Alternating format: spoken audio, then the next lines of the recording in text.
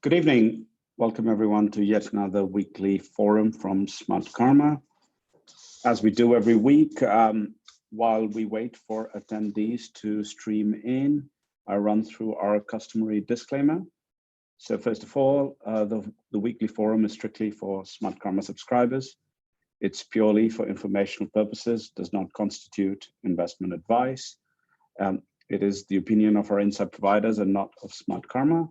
And lastly, but importantly, Chatham House rule applies, i.e. No sharing on social media or any other public forum without express permission first. With that in mind, let's kick things off today. And I'm going to briefly recap some of the most recent ideas. We do this every week just to sort of give a flavor of what are some of the themes and key ideas that have been emerging and that have been discussed. So last week, we took a look at Cromwell European REIT right after they had done a private placement. We explained why this makes a special situation as the REIT is now eligible for inclusion into the global REIT index, which could be a significant re-rating catalyst in the near future.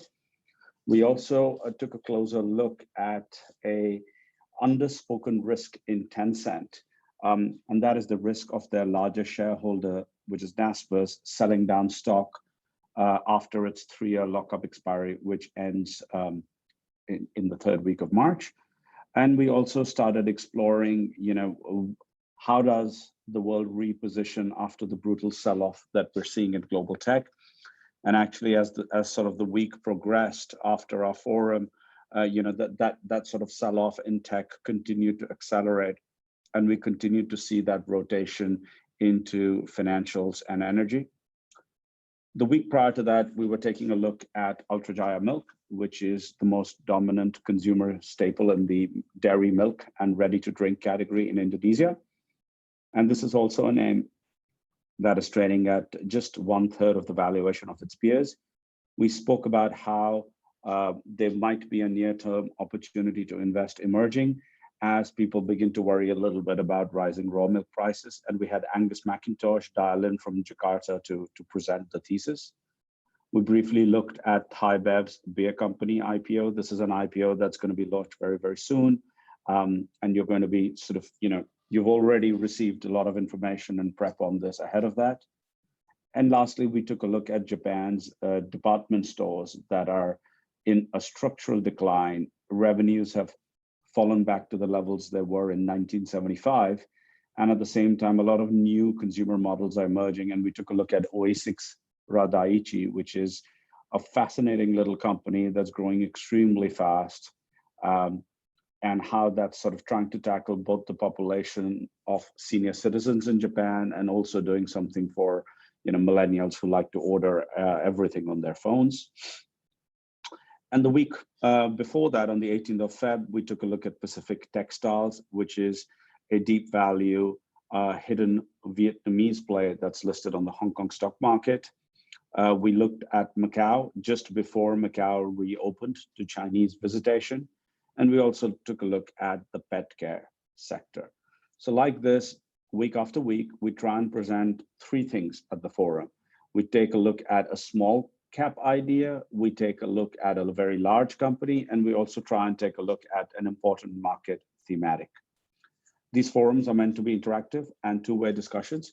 So as we present and as our analysts come in to present, feel free to ask questions at any time using the Q&A button on the Zoom application. If you prefer to send in questions using chat, please feel free to as well. You can send questions at any point of time, and I'll be taking them accordingly. And of course, towards the end, if you've got any other questions, we will stop and discuss them. With that in mind, let's kick things off. In today's forum, we're taking a slightly different sort of approach. Instead of introducing 2 new ideas, we'll be pausing and doing a recap of 2 ideas that were previously presented as sort of 2x ideas that could double. Secondly, we are going to look at an emerging space that's the Internet of Things.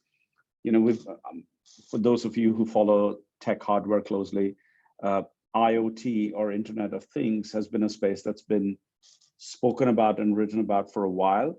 But the reason we want to feature it now is because these companies in the space have become big enough that they're about to IPO. And hence we want to drive a little bit more familiarity around the space and specifically talk about 2 IPOs in the market that are live right now. And lastly, in our thematic section, we will take a look at emerging market energy companies, and we will sort of quickly see how people are positioned in this space to give you a sense of the opportunity that might be available at the moment.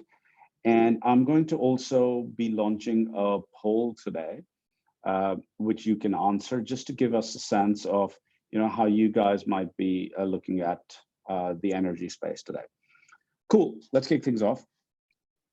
So first of all, the 2 ideas that we want to pause and recap, they're Straits Trading, which is a company listed in Singapore, and also Pacific Textiles, which, as I was mentioning, is a Hong Kong listed company with significant Vietnamese exposure and upcoming catalysts.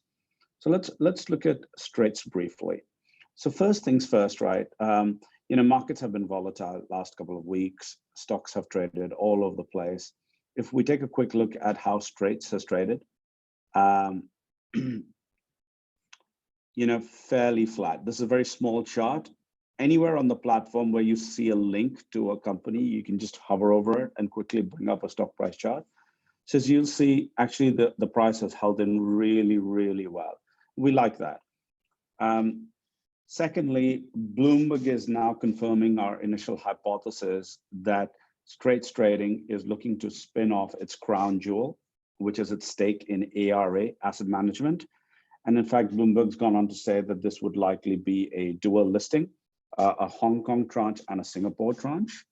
That's quite important to note because, typically if a company does a listing in a market where there is a comparable company trading at a high valuation, then that's good for the IPO. So in the case of ARA, a comparable to them is a company called ESR Cayman, 1821. This is a company that IPO'd a few years ago. And it has done really, really well. The stock has more than doubled. It's very well held by large institutions, including sovereign wealth funds. And I was quickly taking a look at ESR's latest results. And what was interesting is if I just search for the word AUM, their total AUM has now, let's go back, sorry, it's about 23 billion. Let's have a look.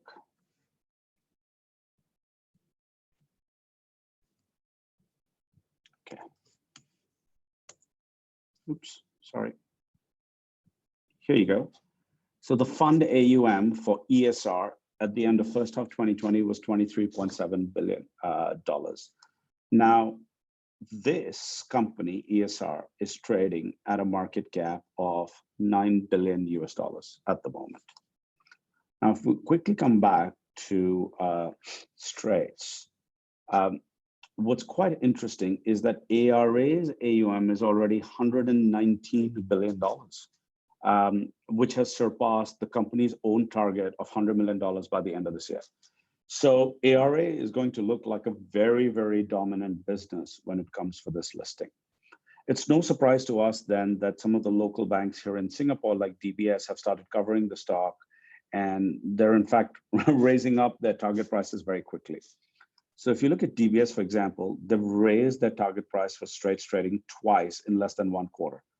The latest target price is about $3.90, which is 40% higher than where the stock is trading now. And bear in mind, the shares are already up about 70% from when we sort of started describing it to you.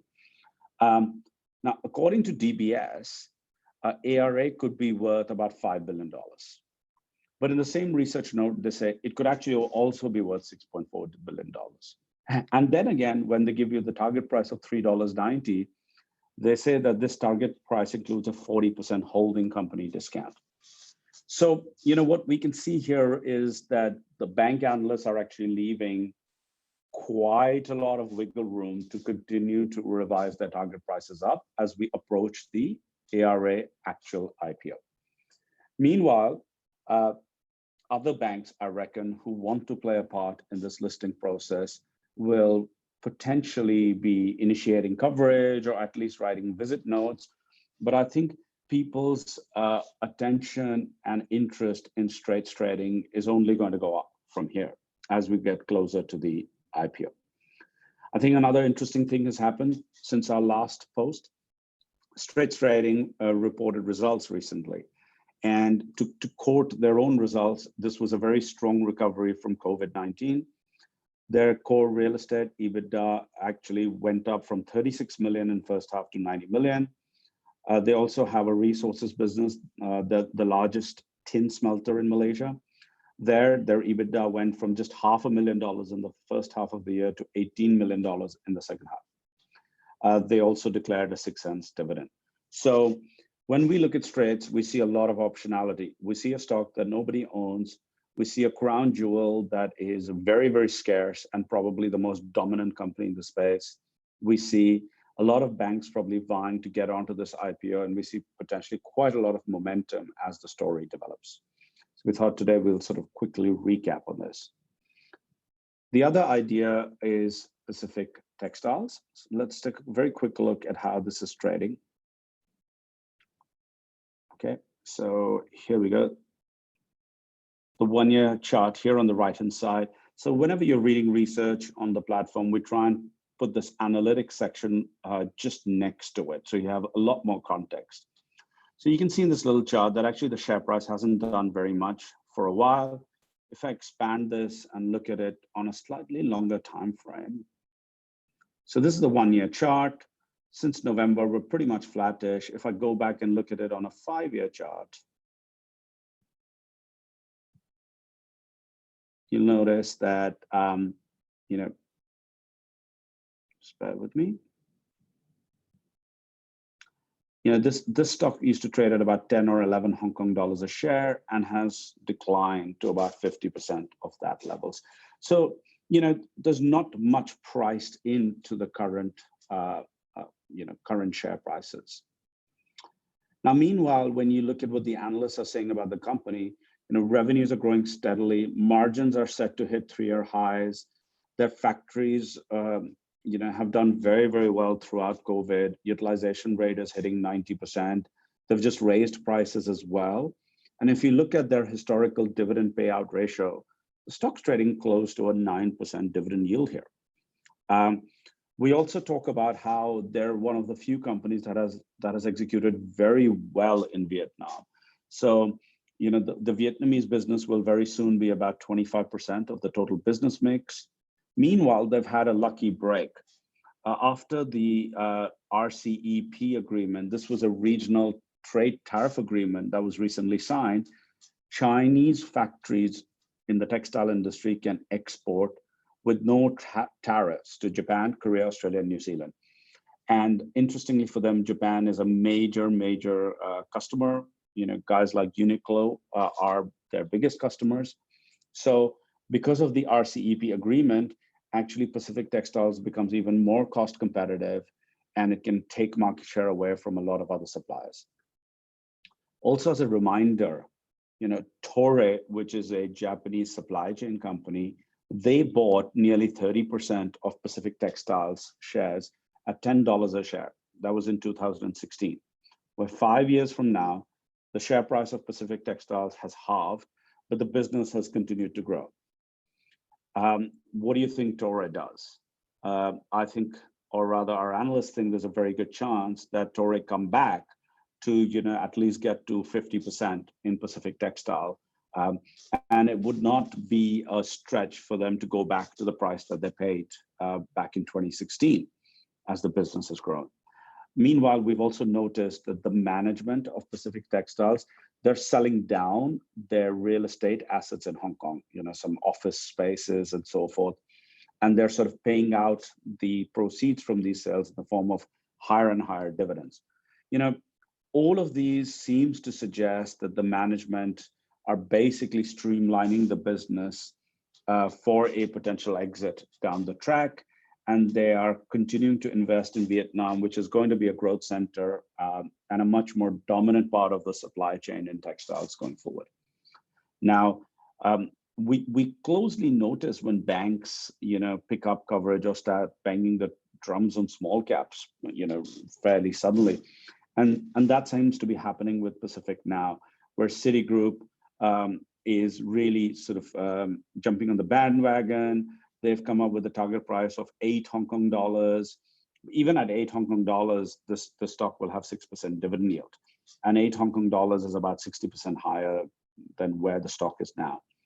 Now, in terms of sort of immediate catalysts, this company has a March year end, so they will announce results sometime in June.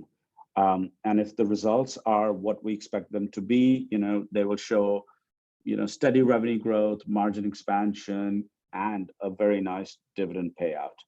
And of course, all the optionality that exists around Toray potentially increasing their stake or even buying out the whole company. So that's the recap of the two ideas. Continue to send us feedback if you like us sort of going back and sort of presenting you updates on the ideas. For me personally as an investor, I don't like too many new ideas all the time, but rather I like to see the depth and the updates around existing ideas. And we do that on the platform regularly, and we can do that on the forum too. Once again, a reminder that you can send in your questions at any point of time, but I'm going to sort of continue on with the ideas till I see more questions. Okay, so second today is a quick look at Internet of Things. As we mentioned, this is a new space with new money to be made. And today we're going to look at two IPOs that are live in this space. One of them is called Tuya, and the other one is called Aztech. So Tuya is a cloud platform that has been designed specifically for the Internet of Things. What does that mean? Today, in a lot of our new appliances are going to be connected to the internet, and you will be able to control them using just your smartphones. So these connected devices, whether it's a Google Home or a smart light or a smart camera, all of these are Internet of Things devices, and they transmit huge volumes of data back to a cloud platform. And that is what Tuya operates. They have over 5,000 customers. They're doing a US listing right now, and they're looking to raise about $1 billion. The founder of this company is Jerry Wang. He used to work for Alibaba and specifically within the Alibaba Cloud division. So he's clearly very knowledgeable about the space. This is a company that's growing extremely fast. They have two major business segments, PaaS, which stands for Platform as a Service, and then SaaS, which is Software as a Service. The PaaS segment was up 98%, the SaaS segment grew 200%, and sort of even on a quarterly basis, we just see a really nice, sharply accelerating trajectory of growth. Tencent owns 10% of this company, and Hill House, which is a major PE investor in China, they also recently took a stake in a pre-IPO round based on Chinese media reports. So Tuya as an IPO, we can take a quick look on the platform, but this is very well covered. Let me show you. So we just search for Tuya.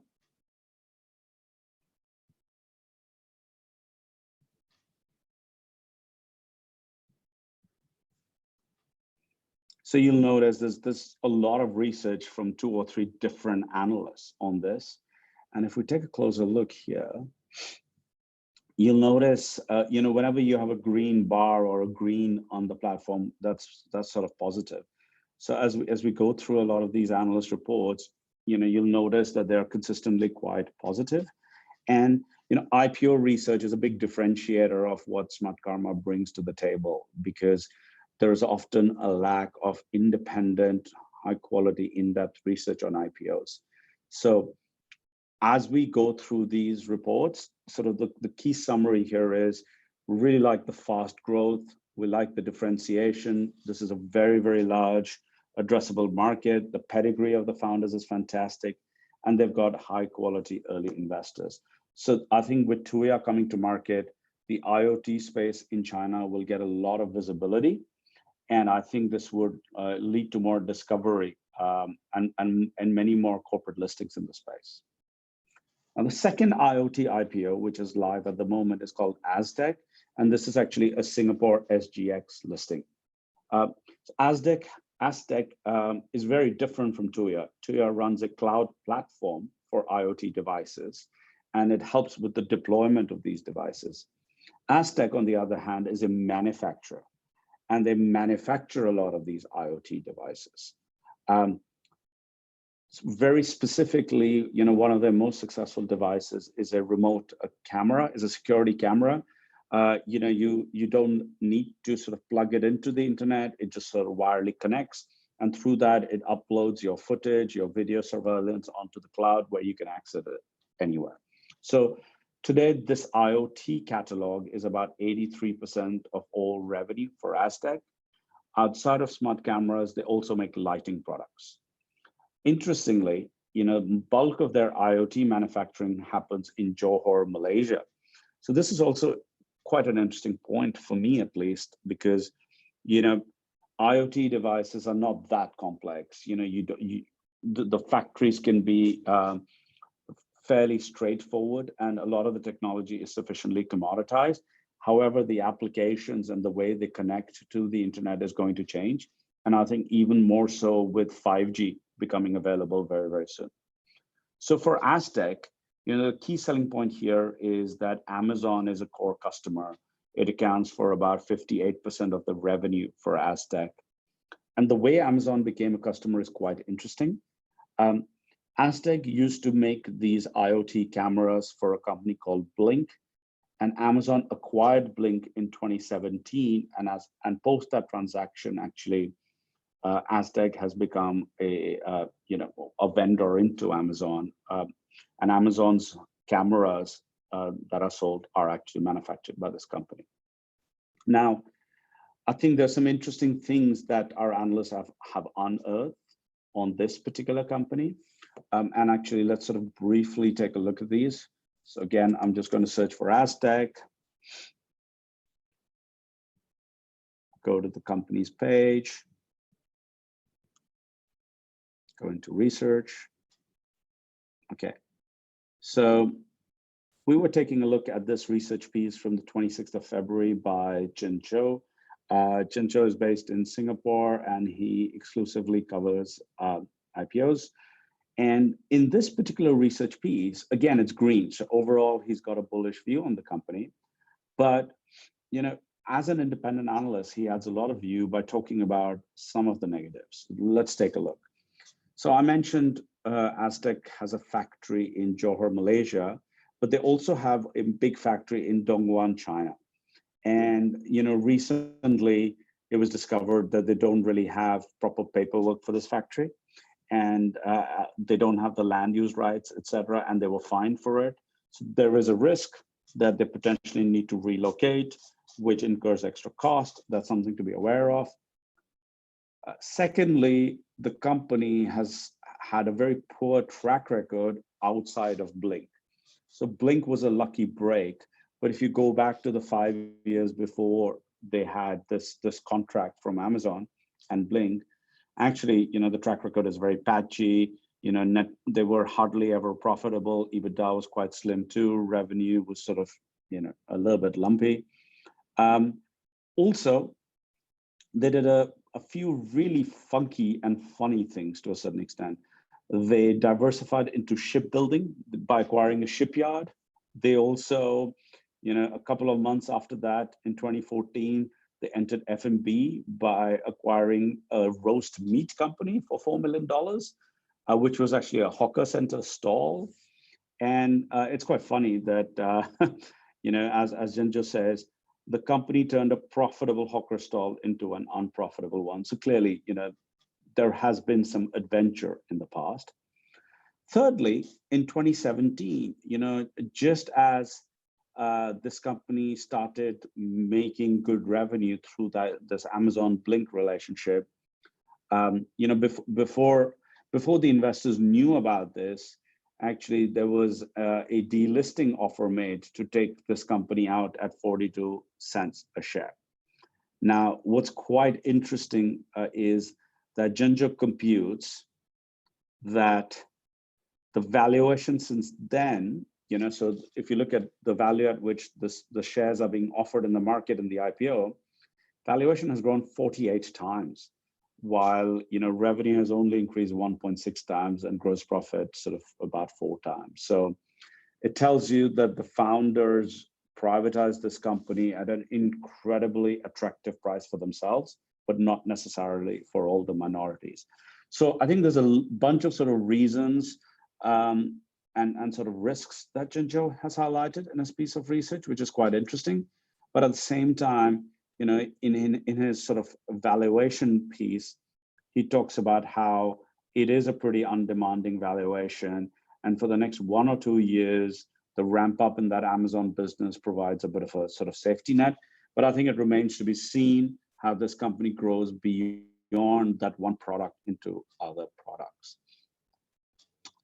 So once again, we are presenting these two IPOs because they fit into the IoT thematic, which we think is going to be sort of a thematic that gets more and more interest.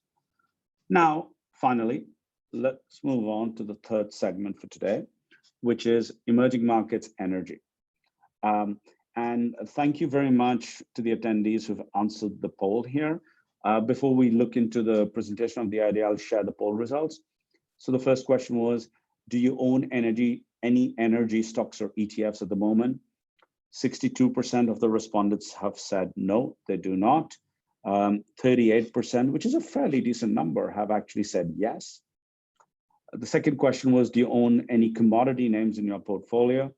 And those percentages are actually identical. 62% say no, 38% say yes.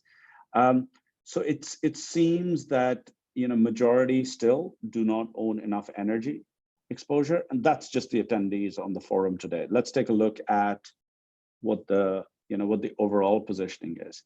So Stephen Holden from Copley Analytics is one of the research providers on our platform who specializes in looking at how fund managers in aggregate are positioned in various sectors, countries, stocks, and so forth. So if you look at this quadrant of stocks, of charts rather, this turquoise line is the average fund weighting in the energy sector. I mean, this used to be about 16, 17%, and that has fallen to less than 3%. Similarly, the number of funds that have invested in energy has cratered. And this paints a very, very interesting opportunity for us. So as part of this analysis, Stephen's firm, Copley, they took a look at about 242 global emerging market active equity funds. These have a combined AUM of nearly $500 billion. So this is a very large sum of money and a very large collection of funds. In 2020, there was a very big exodus in the first half. And this exodus pushed allocations to the lowest levels on record, at least going back to GFC. And the net result of funds selling down was that energy was the second worst performing sector after real estate in 2020. It actually underperformed the entire emerging markets index by 36%. So that's this huge underperformance. Now, if we take a look at the energy sector, it is still so unloved that 21% of the funds do not even have any exposure, like zero, to energy stocks. And amongst all the emerging market energy stocks, so we're looking at India, China, Russia, pretty much across all EMs, the most depressed stock is CNOOC, which is 883 Hong Kong. It was once a market darling. 60% of funds used to own it and be aggressively overweighted. Now just 24% own it. Also, in a previous session, we have spoken to you about Kunlun Energy, which is a very interesting sort of special situation in the energy sector. So I think CNOOC and Kunlun both present some pretty interesting opportunities. And let's take a sort of just a very simplistic look at CNOOC. So I sort of remember the ticker. You can type CNOOC in the search. But if you take a look at CNOOC, this company does upstream energy, oil and gas drilling. Stock was up 3% today, interesting. But if you take a 5-year chart of CNOOC,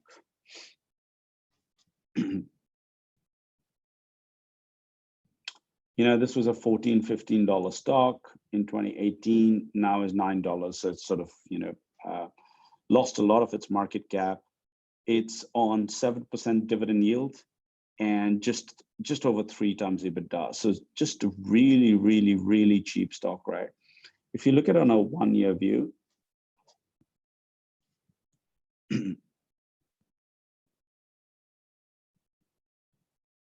so, on a 1-year view, it's sort of flattish. It's kind of recovered some of its lows in December, but, it's kind of flat versus the highs.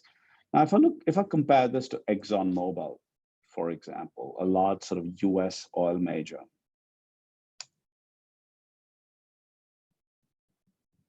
Clearly don't know how to spell Exxon, maybe double X.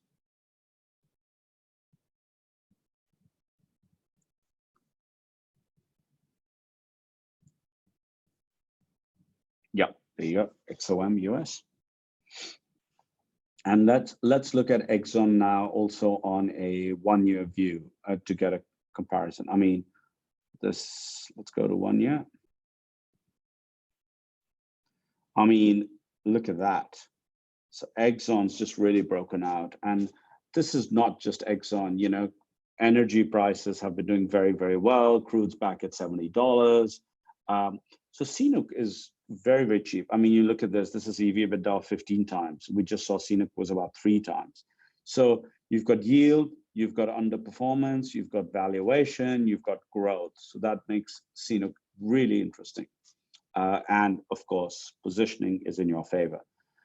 And sort of with that, I'm close to the end of my presentation today, and I'll answer any questions. I've already got one.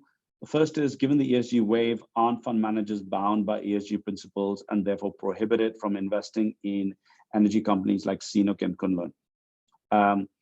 And I suppose the question is how fund managers currently treating ESG investment principles. Okay, good question. Let's take a closer look. So Kunlun actually would be a beneficiary of ESG considerations.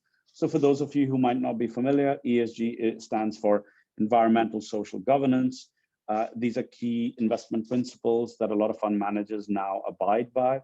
So Kunlun is actually a beneficiary because, they used to run an oil and gas pipeline, which they have sold, and they're actually paying out a big special dividend thanks to that transaction.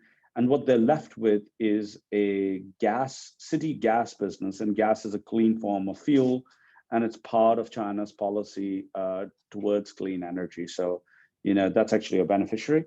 When you look at CNOOC, they do both upstream oil and gas. So yes, it's sort of, a bit of a negative for those who think that carbon-based energy is bad. However,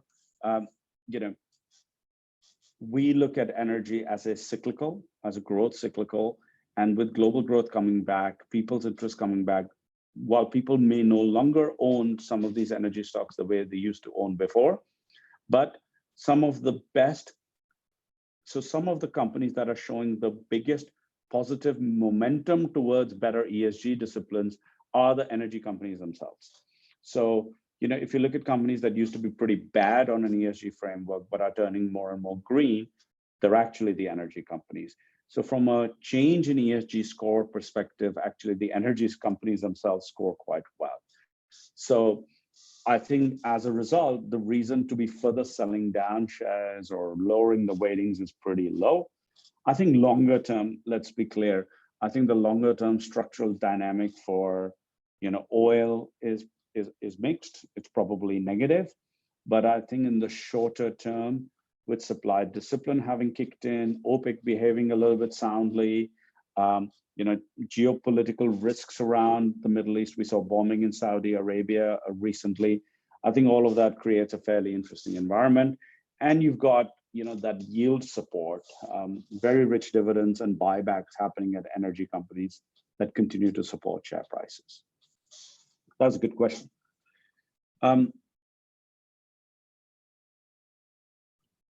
If there are any other questions on this or any of the recently presented ideas, I'm happy to take a look. Okay, right. Question, are there any specific EM energy ETFs or energy ETFs if we can take a look at, or should we look at specific plays? Look, there are energy ETFs out there for sure. I mean, there's oil and gas ETFs. There's also specific, clean energy ETFs too. I am less sure if there are emerging market specific ETFs, but I do strongly feel that it might be interesting to look at names like CNOOC or Kunlun more directly at the moment, because they have vastly underperformed the whole complex. So even in EM, if I look at, say, PTT in Thailand, in fact, I should do PTTEP. PTTEP is the largest oil and gas exploration company in Thailand.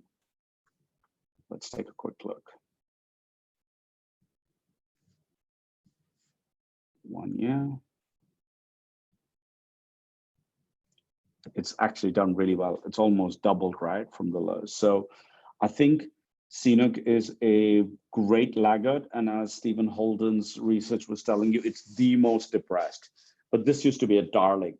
And I think that presents unique opportunity. And the reason it's extremely depressed is very technical in nature. It got kicked out of certain indices because US managers couldn't hold it because it was perceived to be part of the Chinese government mix. It sort of got caught up in the Sino-US political quagmire at the moment. But I think that's what gives minorities an opportunity at the moment. Kunlun, as I mentioned, our analysts think it's a very special opportunity. You're getting you put in $100, you get 40 something back in a few months. And then you're left holding the cheapest gas business in China, which is, again, a great space to be in. Cool. Look, with that, I think I'm going to wrap up today's forum. If you have any specific ideas or themes that you want to explore in subsequent sessions, write into us. For those of you who've been communicating actively, thank you very much. And once again, great to have you on board. If you have friends who would benefit from Smartkarma, please refer them to us, and keep chatting with us through the platform. Thank you and bye.